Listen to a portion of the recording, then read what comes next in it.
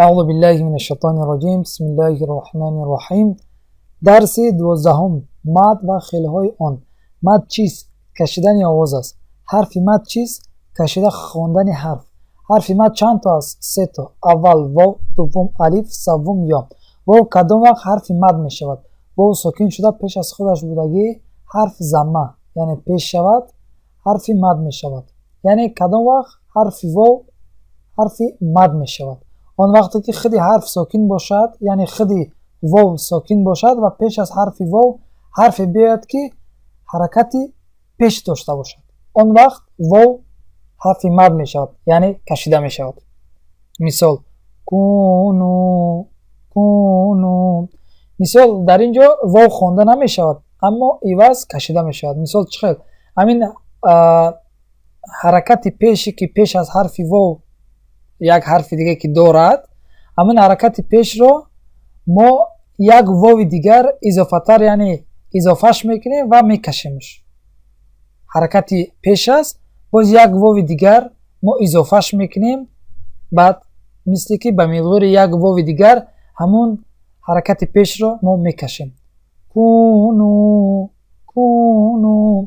اگر مثال ما واو رو بخونیم خیلی میشود کوو نو کوو نو، اما قاعده همین است که واو خوانده نمیشود بلکه کشیده میشود. کونو. یا کدام وقت حرف مد میشود؟ یا ساکن شده پیش از خودش بودگی حرف کسره یعنی زیر شود حرف مد میشود. یا کدام وقت حرف مد میشود؟ آن وقتی که حرف یا ساکن بوده و پیش از حرف یا حرف بیاد که حرکت زیر داشته باشد، آن وقت حرف یا حرف مد میشود یعنی کشیده میشود. مثال لفی لفی، نعیم نعیم.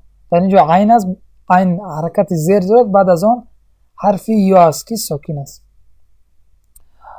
یعنی همین حرکت زیری که پیش از یا آمدگی است، یعنی پیش از یا حرف فو در اینجا آمدگی است و فو حرکت زیر دارد، پس چی می شود؟ یا در اینجا خوانده نمی شود و همین حرکت زیر یک یای دیگر ضمه می شود در همین حرکت زیر که یعنی همین حرکت زیر رو به مقدار یک یای دیگر ما می کشیم.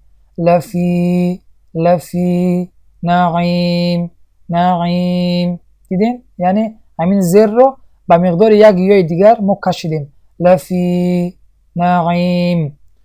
الف کدام وقت حرف مد می شود؟ الف هر وقت حرف مد می شود. این خطا است، در اینجا خطا کرده در این کتاب که الف هر وقت حرف مد می شود. نه خیر، اون وقت الف حرف مد می شود اون وقتی که الف خودش مقصد بیاید پیش از خودش بودگی حرف چی باشد؟ حرکتی زبر داشته باشد، اون وقت الف حرف مد می شود. مثال و ما لنا، یعنی همون حرکت زبر یک الف دیگر یعنی اضافهش می شود به حرکت زبر به مقدار یک الف دیگر کشیده می شود. و ما لنا. از تجوید من برای شما این رو نشان می دیم. این در اینجا نگاه کنید، اگر پیش از الف ساکن فتحه یعنی زبر آید الف کشیده خوانده می شود. مقصد در این کتاب خطا کرده هستند که الف هر وقت مد می شود.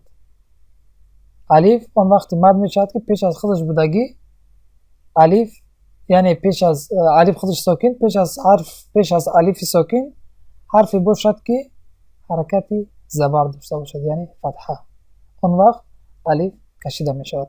انشاءالله امید دارم که درس را فهمیده باشید. جزاک الله خیر و بارک الله فیکم. السلام علیکم و رحمت الله و برکاته.